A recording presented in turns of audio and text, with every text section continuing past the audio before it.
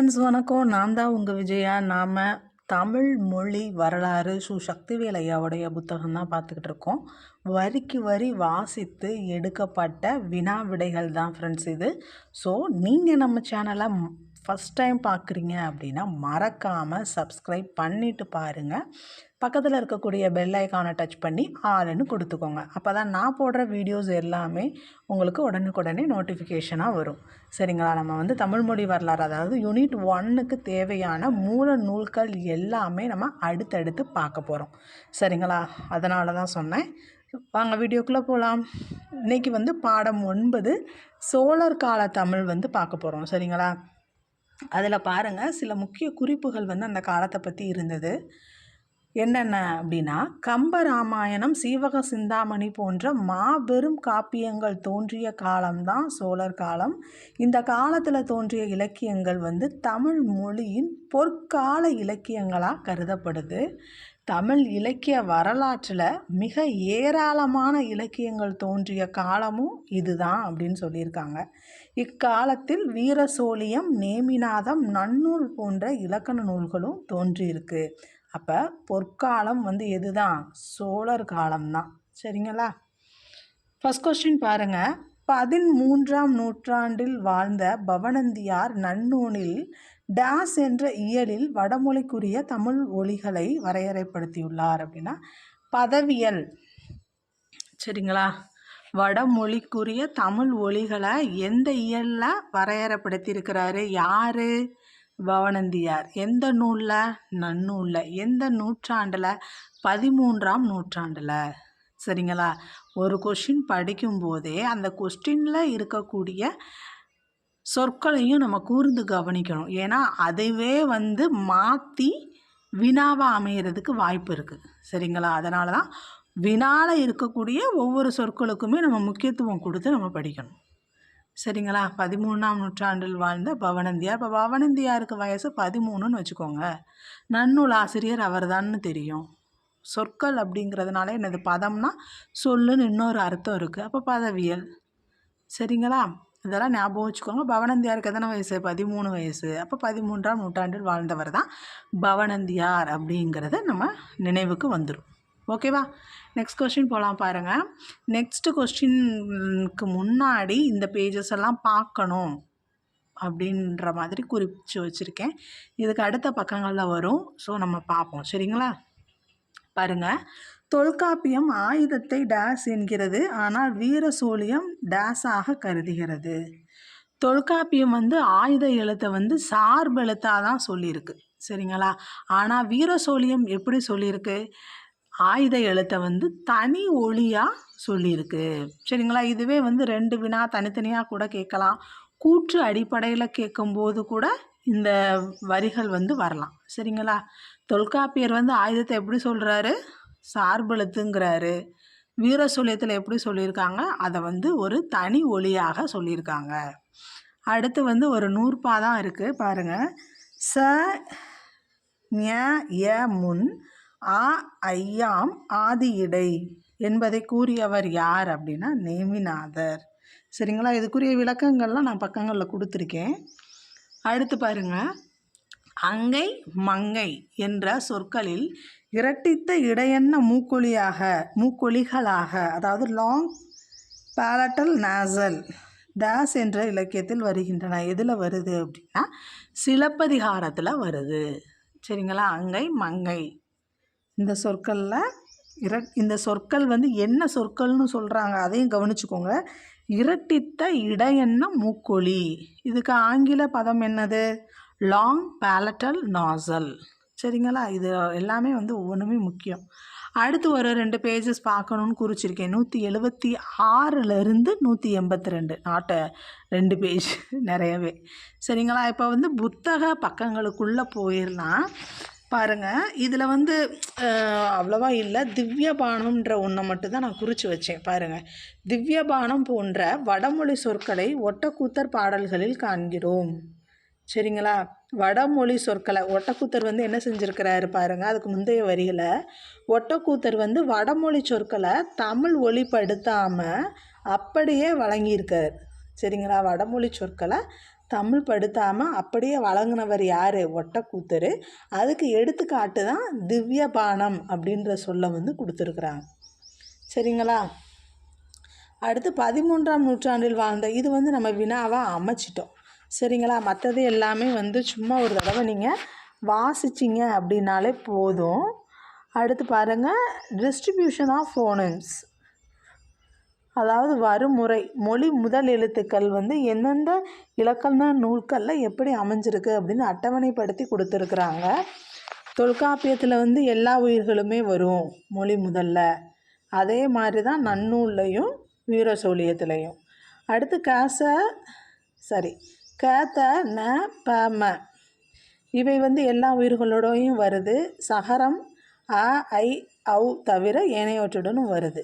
இந்த மாற்றம் வந்து என்னது? கச த ந ப ம இவை வந்து எல்லா உயிர்களோடும் வருது. வீரசோழியத்துலேயும் அது மாதிரி தான் இருக்குது. அடுத்து ஞகரம் ஆ ஏ ஓ ஆகியவற்றுடன் வருது. இதில் வந்து வேறுபடுது பாருங்கள். பெரும்பாலும் நன்னூலும் வீரசோழியமும் ஒத்து போகுது. தொல்காப்பியம் வந்து சிறிது வேறுபட்டதாக இருக்குது. ஞகரம் அ ஆ ஏ ஓ ஆகியவற்றுடனும் வருது. அதே மாதிரி தான் வீரசோழியத்துலேயும். அடுத்து யகரம் ஆகாரத்துடன் மட்டுமே வரும். ஆனால் நன்னூல்லையும் வீரசோழியத்துலேயும் பாருங்கள், யகரம் வந்து அ அ உ உ ஓ ஔ உயிர்களோடு வருது. அடுத்து வகரம் பின்னுயிர்களான உ உ ஓ ஓ என்பவற்றை தவிர பிறவற்றுடன் வருது.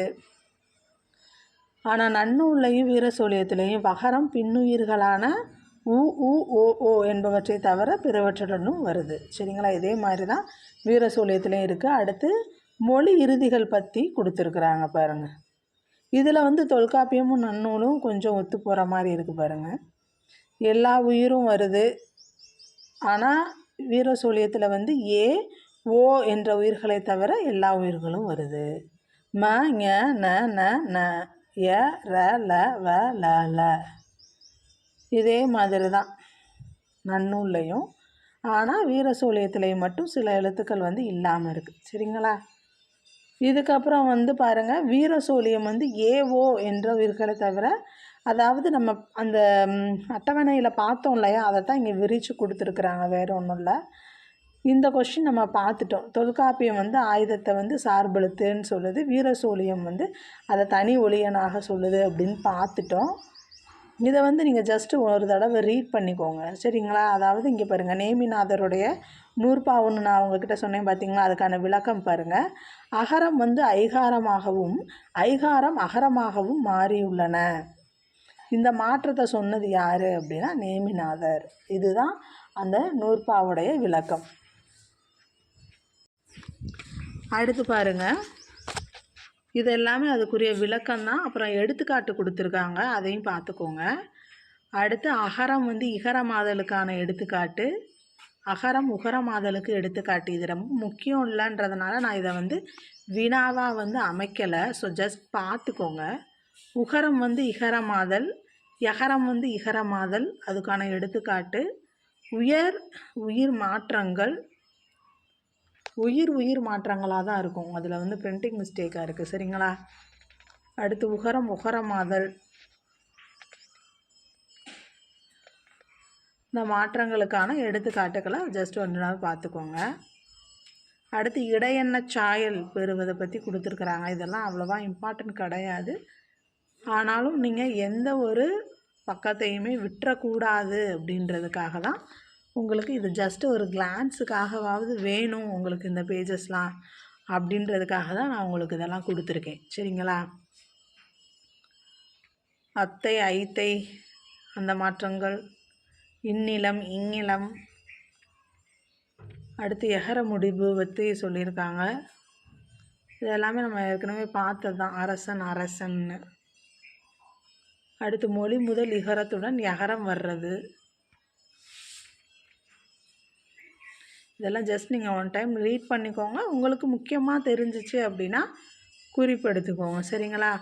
அடுத்து இதழினமாதல், லேபியலைசேஷன் பற்றி கொடுத்துருக்காங்க. இதில் என்ன மாற்றம் முக்கியமாக நிகழுது அப்படின்னா அகரம் வந்து உகரமாகிருது. சரிங்களா? அகரம் வந்து ஒகரமாகிறது தான் இதில் வந்து மாற்றம். அதுக்கு சில எடுத்துக்காட்டுகள் வந்து கொடுத்துருக்காங்க. வானகப்பாடி, வான கொப்பாடி, அனுபவித்து, அனுபவித்து, புறவரி, புரோவரி, செம்பருந்திறந்து, செம்பொருந்திறத்து. சரிங்களா? அது வந்து வைணவ சார்புடைய மணிப்பிரவாள நடையில் வந்துச்சுன்னா எப்படி இருக்கும் அப்படின்ற மாதிரி கொடுத்துருக்காங்க. அடுத்து இகர முகர மாதல், அதுக்கான சான்று. அடுத்து மெய்யொலி வந்து இடையெண்ணமாச்சுன்னா என்ன மாற்றம் வரும், அதுக்கு எடுத்துக்காட்டு என்ன. அடுத்து சிலப்பதிகாரத்தில் இருக்கக்கூடிய அந்த அங்கை மங்கை, அந்த இடையெண்ண மூக்கொலிஸ் பார்த்தோம்ல, அந்தது ஏற்கனவே நம்ம கொஸ்டின் எடுத்துட்டோம் இதிலேருந்து. அடுத்து சில பேச்சு வழக்கில் இருக்கக்கூடிய அந்த மாற்றங்கள் சோழர் காலத்தில் வந்து எப்படி இருந்துச்சு அப்படின்றதுக்கான எடுத்துக்காட்டுகள் வந்து நிறையா வதன்னு கொடுத்துருக்குறாங்க. சரிங்களா? இதை வந்து ஒரு இடத்துல குறிச்சிருக்கேன் பாருங்கள். 6ஆம் நூற்றாண்டு கல்வெட்டில் காணப்படக்கூடிய இந்த மாற்றம், அந்த மாற்றத்தை வீர சோழியமும் பதிவு செஞ்சுருக்கு. சரிங்களா? ஆற்றுக்கால், ஆத்துக்கால், சேற்று நிலம், சேத்து நிலம், இந்த மாற்றத்தை மட்டும் நீங்கள் பார்த்துக்கோங்க. சரியா?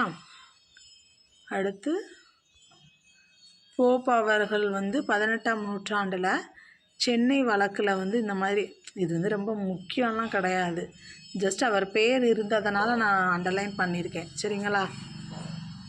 அடுத்து மாற்றங்கள் தான் கொடுத்துருக்குறாங்க, எழுத்துக்களில் இருக்கக்கூடிய அந்த மாற்றங்கள். அடுத்து உயிரிடை தடையொலி மறைவு, லாஸ் ஆஃப் இன்டர்வோக்கல் க்ளாசிவ் பற்றி கொடுத்துருக்குறாங்க. அது என்ன மாற்றம்? ககரமும் சகரமும் உயிரிடைய வரும்போது மறைகிறது. அடுத்து கொஷின் ஏரியா, QA அப்படின்னா கொஷின் ஏரியா என்னென்னு பாருங்கள். இடையென தடையுடையான சகரம் வந்து இலக்கிய வழக்கில் யகரமாகவும், பேச்சு வழக்கில் ஏனைய திராவிட மொழிகளில் சகரமாகவும் வழங்கப்படுது அப்படின்னு சொல்லி கொடுத்துருக்குறாங்க. இலக்கிய மொழியில் எப்படி வழங்கப்படுது, அதே சொல்ல வந்து பேச்சு மொழியில் எப்படி வழங்குகிறோம் அப்படின்றதுக்கு கொடுத்துருக்குறாங்க. உயர்ந்த, உசந்த, ஒசத்த, குயவர், குசவர், பெயர், பெயருங்கிற தமிழ் சொல்ல கன்னடத்தில் எப்படி சொல்கிறாங்க, ஹெசரு அப்படின்னு சொல்லியிருக்காங்க. அடுத்து சமஸ்கிருத சொல்லை பற்றி கொடுத்துருக்காங்க. அடுத்து மீனாட்சி சுந்தரனாருடைய கூற்று ஒன்று கொடுத்துருக்குறாங்க. அதாவது சோழ பேரரசின் காலத்திற்குள்ளாகவே உயிர்களுக்கிடையேயும் மெல்லெழுத்தின் பின்னேயும் வரும் வல்லெழுத்து ஒளிப்புடை ஒளியாக மாறியதெனலாம் என பேராசிரியர் தேப்போ மீனாட்சி சுந்தரனார் வந்து சொல்லியிருக்காரு அப்படின்னு சொல்லியிருக்காங்க. அது ரொம்ப முக்கியமான விஷயம் கிடையாது, ஆனாலும் ஒரு ஆசிரியர் சொல்லியிருக்காரு அப்படின்றதுனால அதை நான் குறிச்சிருக்கேன், நீங்களும் பார்த்துக்கோ. அடுத்து 10ஆம் நூற்றாண்டு சுந்தர சோழனுடைய அன்பில் செப்பேடு, அன்பில் செப்பேடில் இந்த கரிகாலன்ற சொல் வந்து வந்திருக்கு. அதே மாதிரி 11ஆம் நூற்றாண்டில் வாழ்ந்த ராஜேந்திரனுடைய ஆவணங்களில் ராசகேசரி அப்படின்ற அந்த சொல்லை வந்து நம்மளால் பார்க்க முடியுது அப்படின்னு சொல்லியிருக்காங்க. சரிங்களா? அடுத்து குமரிலப்பட்டர், குமரிலப்பட்டர் வந்து அவருடைய நூலில் வந்து என்ன சொல்லியிருக்கிறாரு, வயிறு, சோறு, பாம்பு போன்ற மெய்யெழுத்துக்களில் முடியும் தென்மொழி சொற்களை வந்து குறிப்பிட்டிருக்காரு அப்படின்னு சொல்லியிருக்காங்க. என்னென்ன சொற்கள்ன்றதை பார்த்து வச்சுக்கோங்க. அடுத்து மெய்யில் முடியும் சொற்களை பற்றி தான் சில தகவல்கள் சொல்லியிருக்கிறாங்க. அடுத்து பாருங்கள், இன்டர்வோக்காலிக் க்ளாசிவ்ஸ், அதாவது உயிரிடை தடையொலிகள் வந்து 9ஆம் நூற்றாண்டில் தான் ஒளிப்புடை ஒலிகளாக இருந்திருக்கு அப்படின்னு வந்து சொல்லியிருக்காங்க. சரிங்களா? அடுத்து பெரும்பானப்பாடி, பெருமானப்பாடி, அம்பது, அம்மது, இந்த மாற்றம் வந்து மலையாளத்தில் இருந்திருக்கு. அதே மாதிரி தமிழ்லையும் இந்த மாற்றம் வந்து நிலைத்து விட்டது அப்படின்ற மாதிரி சொல்லியிருக்காங்க. சரிங்களா? பிற்காலத்தில் தமிழ்லையும் இந்த கொள்கை வந்து வளர்ந்துருக்கு அப்படின்னு முடிச்சிருக்கிறாங்க. அதே தான் நம்ம பார்த்தோம் இல்லையா, இப்போ பக்கங்களில் அந்த கொஷின்ஸ் தான். வயிறு, சோறு, பாம்பு என்ற மெய்யெழுத்துக்களில் முடியும் தென்மொழி சொற்களை குறிப்பிடுபவர் யார்? குமரிலப்பட்டர். உயிரிடை தடையொலிகள் வந்து 9ஆம் நூற்றாண்டில் தான் ஒளிப்புடை ஒலிகளாக இருந்திருக்கு. இந்த சொன்ன இல்லையா இப்போ மாற்றம், பெரும் பாணப்பாடி, பெருமானப்பாடி, அம்பது, அம்மது. இந்த மாற்றம் வந்து எந்த மொழியில் உறுதியாக இருந்துச்சு அப்படின்னா மலையாளத்தில். பிற்காலத்தில் தமிழ்லையும் இந்த மாற்றம் வந்து நிலச்சிருந்திருக்கு. அடுத்து பெயருங்கிறத பேரும், பெயர்த்துங்கிறத பேர்த்தும், பொழுதுங்கிறத போது என்ற மாற்றங்களை எடுத்து கூறும் இலக்கண ஆசிரியர் யார்? நேமிநாதர். அவருடைய காலம் என்னது? கிபி 12ஆம் நூற்றாண்டு. பவணந்திக்கு எத்தனை வயசு? 13. அவரை விட சின்னவர் யார்? நேமிநாதர். ஞாபகம் வச்சுக்கோங்க, அவருக்கு வயசு 12. அப்போ கிபி 12ஆம் நூற்றாண்டு. ஓகேவா? அடுத்து பாருங்கள், சோழர் காலத்தில் தோன்றிய இலக்கண நூல் எது? வீரசோழியம். கிபி 11ஆம் நூற்றாண்டு. அப்போ அவங்கள விட சின்னவர் யார்? வீரசோழியம். அப்போ கிபி 11ஆம் நூற்றாண்டு. கண் மண் என்னும் புதிய விகுதிகளை ஆண்பாலுக்குரிய விகுதியாக கூறும் இலக்கண நூல் எது அப்படின்னா அதுவும் வீரசூழியம்தான். என்னென்ன சொற்களை சொல்லியிருக்கு அப்படின்னா சிறுக்கண், கருமன். எந்த நூற்பாலனா 55வது நூற்பா அப்படின்ற குறிப்பையும் நம்ம கொடுத்துருக்குறாங்க.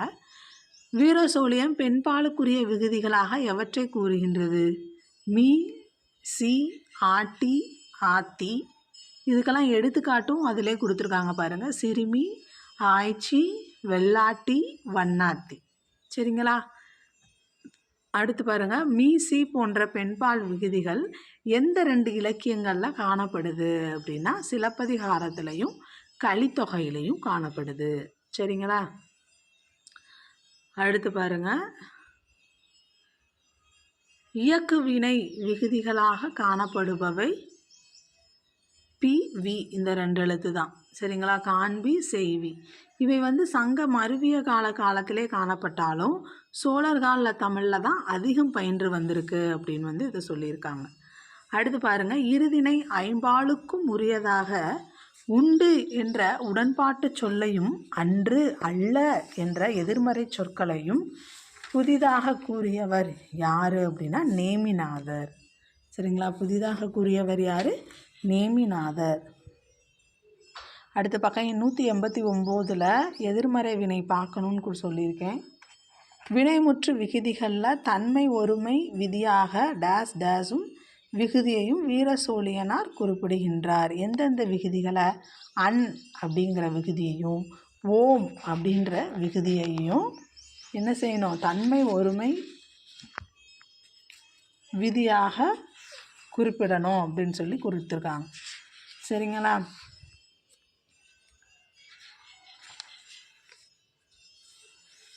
எதிர்மறை வினை வந்து ஒன்றும் இல்லைங்க, அந்த ஒரு பேஜ் தான். அதை நான் வேணால் வீடியோவுக்கு மேலேயே வந்து டிஸ்பிளே ஆகிற மாதிரி உங்களுக்கு கொடுத்துட்றேன். சரிங்களா? ஆத், ஆ இந்த விகுதிகளுடைய எதிர்மறை வினை தான் சோழர் கால தமிழில் அதிகமாக பயின்று வந்திருக்கு. அல், இல் விகுதியுடைய எதிர்மறை வடிவங்கள் வந்து சங்க காலத்தில் விகுதி. ஆனால் இதை எதுவுமே சோழர் கால தமிழில் வழக்கில் அதிகம் இல்லை அப்படின்னு கொடுத்துருக்குறாங்க. அதாவது சங்கத்தமிழில் ஆவன்னா எதிர்மறையாக வர, சங்க மருவிய கால தமிழில் ஆத்து வந்து எதிர்மறையாக வந்திருக்கு அப்படின்னு சொல்லி கொடுத்துருக்குறாங்க. அவ்வளோதான். சரிங்களா? இது 2மே எதிர்மறை வினைகள். இந்த 2மே வந்து சோழர் கால தமிழில் நிலைத்து வளர்ச்சி பெற்றிருக்கு அப்படின்னு சொல்லியிருக்காங்க. அவ்வளோதான். சரிங்களா? இதை பற்றி பெருசாக எதுவும் செய்திகள் இல்லை. இந்த கொஷினோட ஃப்ரெண்ட்ஸ் நம்ம பாடம் 9 சோழர் கால தமிழ் நிறைவு பெற்றது. இதில் வந்து வினாக்கள் வந்து மிகவும் குறைவு தான். ஸோ நீங்கள் நல்லா இந்த பாடத்தை வந்து நீங்கள் படிச்சுக்கலாம். இனி நம்ம அடுத்த பாடம் 10வது பாடம் என்னது? நாயக்கர் கால தமிழில் நம்ம சந்திப்போம். சரிங்களா? அதுக்கு முன்னாடி நீங்கள் சப்ஸ்கிரைப் பண்ணிட்டீங்களான்னு செக் பண்ணிக்கோங்க. கண்டிப்பாக அந்த வீடியோ பயனுள்ளதாக தான் இருக்கும். சரிங்களா? உங்கள் ஃப்ரெண்ட்ஸுக்கும் ஷேர் பண்ணிக்கோங்க. அதே மாதிரி உங்களுக்கு டவுட் எதுவும் இருந்தது அப்படின்னா கமெண்ட் பாக்ஸில் சொல்லுங்கள். இந்த பாடம் புரிஞ்சது அப்படின்னா புரிஞ்சது, புரியலை, ஏதாவது டவுட் இருக்குது அப்படின்னா கமெண்ட் பாக்ஸில் சொல்லுங்கள். சரிங்களா? தேங்க்யூ.